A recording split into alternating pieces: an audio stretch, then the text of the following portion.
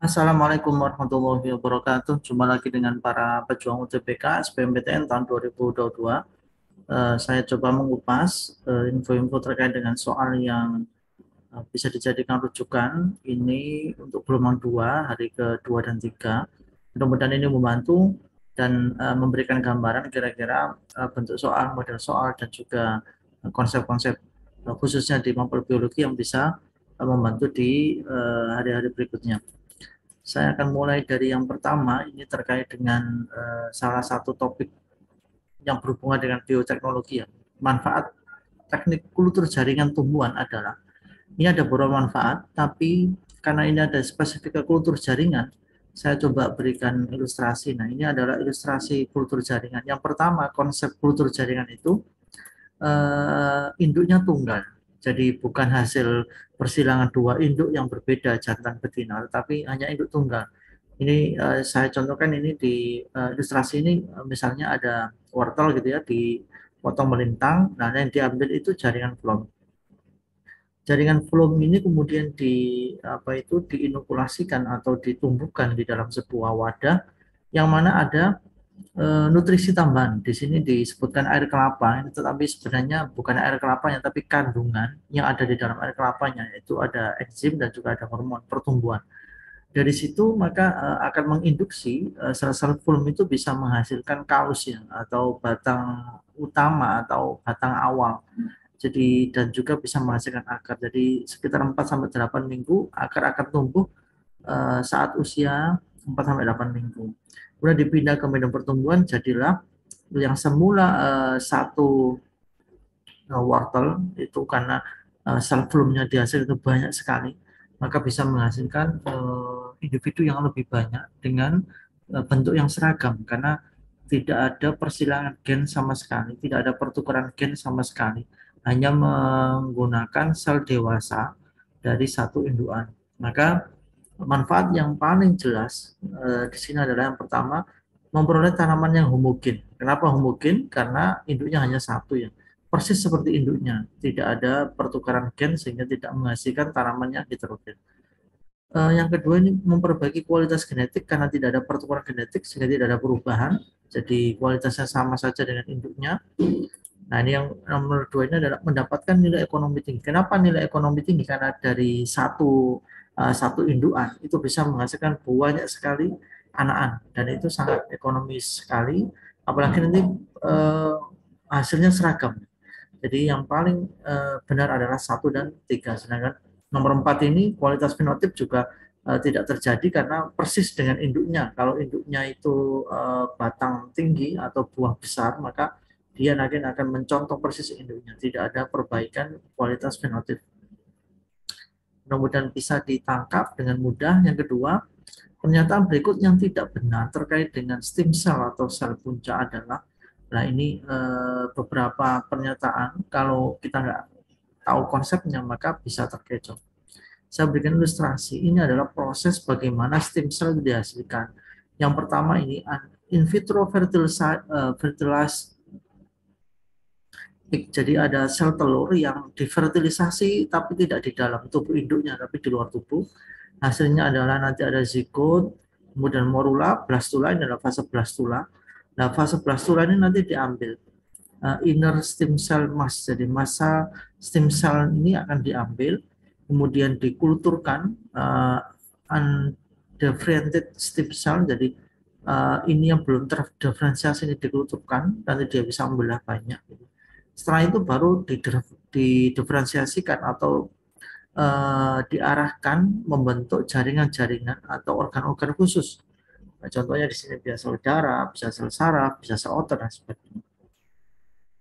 Dari sini maka pernyataan yang jawab soal ini adalah sulit dimanipulasi. Jadi kata-kata sulit ini tidak tepat, justru adalah mudah dimanipulasi. Yang B ini belum terspesialisasi betul karena dia uh, undiferensiasi, belum terdiferensiasi, kemudian mampu berdiferensiasi betul sekali, dia mampu berdiferensiasi nanti menjadi berbagai macam organ yang dibutuhkan, mampu memperbanyak diri dan ujung-ujungnya nanti dia bisa bermanfaat untuk terapi gen. Jadi yang paling memenuhi syarat dari jawabannya adalah A. Berikutnya Aktivitas berikut yang terkait dengan cloning ya. Cloning, lagi-lagi ini butuh konsep. Cloning itu pada prinsipnya adalah bagaimana menyatukan salah satu bagian dari sel donor ya. Ini diambil intinya, kemudian disediakan uh, salah satu sel yang berguna sebagai pembungkusnya. Jadi ini misal telur, intinya dikeluarkan sehingga tinggal semacam kayak pembungkusnya. Kemudian kita ambil inti sel dari sel dewasa. Ya, inti sel ini kemudian diinjeksikan atau dimasukkan ke dalam sel telur atau ovum yang sudah dikeluarkan intinya. Nah, ini kemudian di apa itu di induksi, jadilah dia nanti bisa mengalami perkembangan menjadi blastosit dan nanti ditanam kembali ke uterus atau ke rahim induknya awal. Nah, nanti akan lahirlah salah satu individu yang mana genetiknya adalah persis sama dengan asal intinya. Jadi genetiknya itu persis sama dengan intinya karena di sini tidak pertukaran genetik, dia hanya mengambil satu inti sel dewasa. Dan ini yang uh, pernah dicoba itu di domba doli. Maka aktivitas berikut yang terkait dengan cloning itu adalah yang paling tepat adalah E. Yang A, B, C, dan D ini kurang tepat karena tidak membutuhkan aktivitas cloning, tapi lebih ke ada transfer gen, kemudian ada transplantasi dan sebagainya. Jadi jawaban yang paling tepat adalah E. Yang berikutnya ini terkait dengan beberapa perubahan yang ada di lingkungan. Berikut ini grafik hipotesis yang menunjukkan dinamika populasi dua macam hewan di sawah. Saya bawa ke sini grafiknya. Dari sini kita bisa melihat ada sebuah kontradiksi antara grafik A dengan grafik B. Jadi kurva berbanding terbalik ya. Jika yang warna tebal ini naik, maka yang putus-putus itu turun. Sehingga di sini kita simpulkan kurva berbanding terbalik. Di sini adalah dinamika populasi predator dan populasi mangsa. Jika predator tinggi, maka populasi mangsa turun. Jika populasi predator turun rendah, maka populasi mangsanya yang naik. Nah, tidak lain dan tidak bukan ini adalah terjadi pada proses predator antara belut dan mangsa cacing, dan predator laba-laba dan mangsanya orang, juga predator ular dan mangsanya tikus. Sedangkan nomor 4 ini tidak tepat. Jadi yang paling tepat adalah 1, 2, dan 3. Nah, dia berbanding terbalik antara populasi predator dengan populasi mangsa. Mudah-mudahan lebih mudah dipahami ya dengan ilustrasi yang saya sajikan. Kita lanjut ke model soal yang lain. Ini terkait dengan daur kimia atau daur biogeokimia. Lintasan spesifik suatu bahan kimia itu melalui suatu siklus biogeokimia bervariasi menurut unsur dan struktur trofik suatu ekosistem. Nah, kata kuncinya unsur-unsur yang berada dalam skala global. Saya beri garis bawah skala global ini karena semua unsur-unsur ini ada di alam, tapi beberapa unsur itu memenuhi syarat dalam skala global. Kata kuncinya, jika suatu unsur itu melibatkan udara atau atmosfer di dalam proses siklusnya, maka dia berpeluang mengalami perubahan secara global. Saya contohkan ini adalah siklus karbon diwakili oleh karbon dioksida. Karbon dioksida itu secara persebarannya di apa itu di alam itu sangat mengglobal karena dia mediumnya itu udara. Sehingga satu proses konsentrasi di satu tempat itu bisa akan cepat berpindah ke tempat lain karena mediumnya adalah udara. Mengglobal dalam hal ini adalah mudah sekali menyebar ke seluruh penjuru lingkungan. Yang kedua adalah nitrogen, karena nitrogen itu lagi-lagi dia dilepaskan ke atmosfer. Proses pengikatan nitrogen itu dilakukan oleh salah satu bakteri, tetapi nitrogen yang menjadi sumber awal itu ada di atmosfer. Maka daur nitrogen itu memenuhi syarat dia skala global. Maka jawaban yang paling tepat ini adalah karbon dan nitrogen. Beda dengan fosfor dan kalium. Ini lebih ke domestik ya, karena fosfor itu ada di bebatuan atau pegunungan.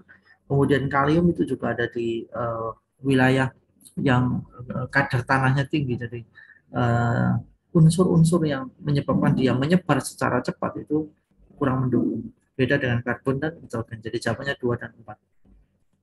Next, ini terkait dengan pertumbuhan tanaman. suatu percobaan ya batang tanaman kacang hijau di tempat gelap menunjukkan fototropisme positif atau tumbuh melengkung ke arah cahaya. Hal ini disebabkan oleh saya berikan alternatif apa itu ilustrasi di sini. Ini sumber cahaya, ini katakanlah batang satu tanaman, maka dalam kurun waktu tertentu tanaman itu seolah-olah ya, membengkok menuju ke arah cahaya. Yang terjadi sebenarnya adalah ada dua sisi ya, sisi luar. Sisi luar ini yang tidak terkena cahaya matahari karena dia tertutup oleh bagian sisi dalam. Nah, kita punya konsep ya, jadi hormon ausin itu berperan dalam proses percepatan pembelahan sel dan juga pertumbuhan tanaman muda dan juga nanti pertambahan tinggi batang. Hormon ausin punya kekhasan di mana jika terkena cahaya matahari, maka hormon ausin itu terurai atau inaktif ya. Dua sisi batang ini yang bagian dalam yang bersentuhan langsung dengan cahaya, ini hormon ausinnya terurai atau inaktif sehingga sel-selnya lambat sekali membelah. Kebalikannya, yang ketutup, yang tidak terkena cahaya matahari langsung, karena ini adalah di wilayah belakangnya, terkena bayangannya, itu hormon ausinnya aktif, dia mengalami percepatan pertumbuhan. Pertumbuhan yang tidak seimbang antara sisi luar dan sisi dalam menyebabkan batang itu tumbuh melengkung ke arah sumber datanya cahaya. Jadi ini melengkungnya itu karena ada pertumbuhan yang berbeda antara massa sel yang ada di sisi belakang dengan massa sel yang ada di sisi dalam. Lebih cepat yang belakang, sehingga eh, secara kuantitas sel lebih banyak, maka dia menjadikan ini melengkung ke arah datanya cahaya. Jadi yang paling tepat adalah salah satu pertumbuhan bagian batang yang tidak kena sinar lebih cepat ya daripada bagian yang kena sinar. Yang kedua, nomor tiga, auksin pada batang yang kena sinar menjadi tidak aktif ya. Jadi tidak aktif sehingga pertumbuhannya lambat, lebih cepat yang belakang sehingga pergerakannya tidak seimbang. Kalau sisi kanan dan kiri ini pertumbuhan seimbang, maka tumbuhnya akan terus ke atas. Gitu ya. Baik. Selanjutnya tentang struktur jaringan tumbuhan ya. Kayu pinus disusun terutama oleh sel-sel yang panjang dengan ujung runcing. Mempunyai noktah yang berfungsi untuk mengangkut air dari akar ke daun. Sel-sel yang dimaksud adalah kata kunci pertama adalah mengangkut air dari akar ke daun. Berarti adalah fungsi silam. Maka kalau kita punya pembuluh angkut silam dan floem, maka yang bisa kita bandingkan kalau silam itu adalah pengangkutnya satu arah dari akar ke daun, kalau floem bisa dua arah dari daun ke akar, dia juga berkebalikan. Yang diangkut air dan mineral, sedangkan yang floem itu yang diangkut adalah air dan hasil fotosintesis ya. Kemudian silam tidak memiliki dinding pembatas ya karena sel-selnya mati membentuk sebuah pipa panjang yang saling bersambung. Dan dinding tebal, kaku dan mengalir nena. Kita urai silam itu tersusun dari ada trakea dan ada nanti serat ya. Yang warna biru adalah floem. Saya kupas yang silam trakea itu atau trakea dulu ya. Trakea adalah deretan sel dengan susunan memanjang yang ada pada bagian ujung pangkalnya mengalami memiliki ujung berlubang. Jadi ujungnya ini berlubang dan satu menyambung satu dengan yang lain seperti pipa ya. Ini yang sebagai tempat untuk proses pengangkutan air. Sedangkan yang trakeit itu sel panjang. Cirinya adalah ujungnya runcing, namun tidak berlubang. Tetapi pada sisi-sisi dinding-dindingnya itu terdapat lubang-lubang yang kita sebut dengan noktah. Nah, lewat nokta inilah proses pertukaran atau itu pengangkutan air terjadi. Dari redaksi soal ini, ciri-ciri yang disampaikan atau ciri-ciri yang disebutkan di sini mengarah ke traket, yaitu ujung runcing punya nokta yang berfungsi untuk mengangkut air dari akar ke daun. Tapi kalau trakea itu pengangkutannya dari ujung-ujung karena dia ada lubang di ujungnya yang saling menyatu satu sel dengan sel yang lainnya, membentuk seperti pipa. Saya lanjutkan ini ke pembelahan sel pindah silang pada meiosis yang ditandai dengan terbentuknya kiasmata terjadi pada tahapan apakah pakiten, diploten, zigoten, haploten, atau diakinesis. Ini adalah tahap-tahapan pada profase 1. Saya berikan ilustrasinya. Ini tahap triptoten. Ini cirinya itu penggandaan kromosom. Kemudian zigoten itu ada sinapsis. Pakitan itu ada pindah silang. Sedangkan diploten ada kiasma. Diakinesis ini persiapan masuk ke metafase 1. Jadi ini adalah fase-fase pada profase meiosis. Yang kita cari adalah terbentuknya kiasmata tidak lain adalah terjadi di tahap diploiden. Jadi ini saling tumpang tindih dan menjadikannya terjadi crossover. Kalau crossover terjadi perpindahan apa itu lengan kromosom dan ujung-ujung nanti terjadi perpindahan materi atau perpindahan susunan gen. Jadi jawabannya adalah B, diploiden. Lanjut berikutnya variasi yang muncul. Peristiwa berikut ini yang menandai selesainya fase S ya. Dari siklus sel mamalia adalah fase S itu sintesis ya. Fase sintesis, apa yang terjadi pada fase S? Satu, terjadi replikasi DNA, penggandaan DNA. Kemudian hasil replikasi kromosom yang telah utuh nanti akan memilahnya menjadi dua dengan dua inti masing-masing, tetapi sel belum mengalami pembelahan. Jadi baru intinya saja yang membelah. Nah dari sini maka ada pernyataan yang harus kita sesuaikan ya. Setiap kromosom telah mengalami replikasi, betul? Ya, karena ini fase S adalah fase sintesis, terjadi replikasi DNA atau kromosom. Jumlah DNA telah digandakan, jumlah DNA telah digandakan, ploidi tetap sama. Ya, jadi ploidi tetap sama itu adalah selnya belum membelah, jadi baru kromosomnya saja yang membelah. Pasangan kromatid terpisah satu sama lain. Jadi pasangan kromatid ini terpisah satu sama lain nanti karena persiapan di fase M. Kandungan RNA sangat tinggi, ini kurang tepat. Jadi jawaban yang paling tepat adalah 1, 2, dan 3.